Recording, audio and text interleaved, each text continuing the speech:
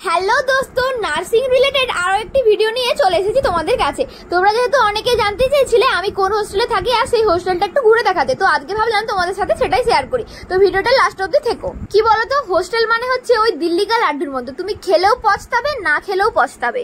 এই ধরো না, যারা কোনোদিন হোস্টেল লাইফ উপভোগই করেনি তারা ভাবে হয়তো হোস্টেলে বিরাট কিছু মজা হয়, আর যারা উপভোগ করছে যেমন আমাকেই দেখো, তারা তো জানোই, আর আশা করি আমাকে বলে বোঝাতে হবে না। এরপর আসল কথায় আসা যাক।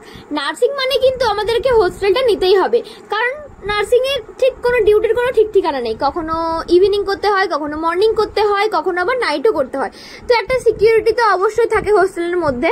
তো এদিক থেকে শুরু করা যাক। এই হচ্ছে দুটো বিল্ডিং এখানে আছে, একটা নাম ক্যান্টিন বিল্ডিং আর একটা নাম ফিমেল হোস্টেল। তো ক্যান্টিন বিল্ডিং এই জন্যই বলি কারণ ওর নিচে আমরা খাবার দাবার খাই আর কি। আর ওইখানে যে হোয়াইট কালারের বিল্ডিংটা দেখাচ্ছে ওইটা হচ্ছে নিউ বিল্ডিং, মানে এই নতুন নতুন শুরু হয়েছে আর কি। তো এরপর ভিতরের খবরে আসা যাক। হোস্টেলে দুবার খাবার দেয়, একটা দুপুরে আর একটা রাত্রিবেলায়। দুবারই তুমি খাবার পাবে। আর হচ্ছে তোমার 24/7 ইলেকট্রিসিটি কিন্তু একদম থাকবে। এটা হচ্ছে এক নম্বরের সুবিধা। অনেক কিছু শেখা যায় হোস্টেলে থাকলে, অনেক কিছু শেখা যায়। এই ধরনের যেমন লাইন দিয়ে দাঁড়ানো, তুমি এমন কোনো জায়গা নেই তুমি যেখানে যাও সেখানে তুমি লাইন দেখতে পাবে। জলের জন্য লাইন, বাথরুমের জন্য তো অবভিয়াসলি লাইন, খাবার জন্য লাইন, সব জায়গাতেই তোমাকে লাইন দিতে হবে। আর থাকে হিটলার রূপী কিছু সিনিয়র, যাদের দাপাদাপি চোখ কান নাক মুছে সহ্য করতে হয়। ঠিক আছে, ওটা পাশে রেখে আমি হোস্টেলের কথায় আসি এবার। কিন্তু থাকি একেবারে গ্রাউন্ড ফ্লোরে। তো বান্ধবী চলে গেল ওইদিকে, কারণ ওদের রুম ওইদিকে আর আমাদের রুমটা হচ্ছে এইদিকে। তো মোটামুটি একটা ফ্লোরে আছে তোমার 20টা করে রুম।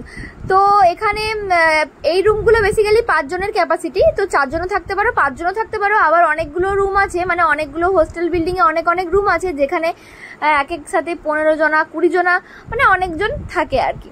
তো আমাদের রুমে কিন্তু আমরা থাকি 5 জন, আর এই হচ্ছে আমাদের রুম। তো দেখতেই পাচ্ছ তোমরা, যে যার বেডের তলে কিন্তু যে যার সে তার জিনিস রাখা আছে।